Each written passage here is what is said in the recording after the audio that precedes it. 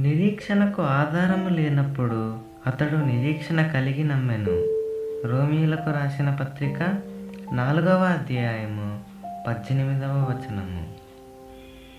అబ్రహాము నిరీక్షణ దేవుని శక్తికి, ఆయన విశ్వాస్యతకు సరిగ్గా అతికినట్టు సరిపోయింది.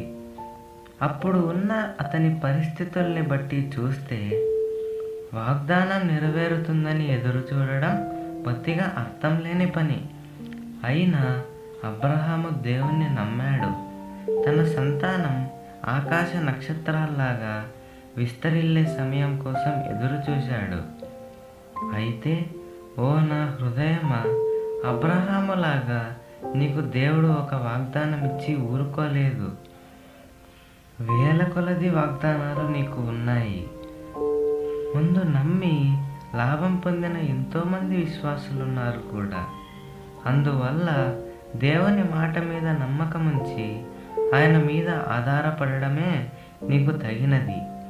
ఒకవేళ ఆయన నీకు జవాబియ్యడం ఆలస్యం చేసినప్పటికీ, నీకు జరుగుతున్న కీడు నానాటికి పెరిగినప్పటికీ బలహీనుడవైపోకుండా ఇంకా బలం, ధైర్యం తెచ్చుకుంటూ సంతోషిస్తూ ఉండు.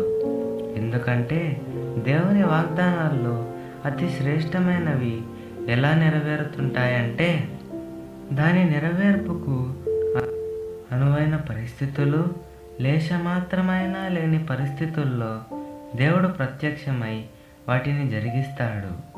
మనం ప్రమాదంలో చిక్కుకుని ఆఖరు దశలో ఉన్నప్పుడు వచ్చి సహాయం చేస్తాడు.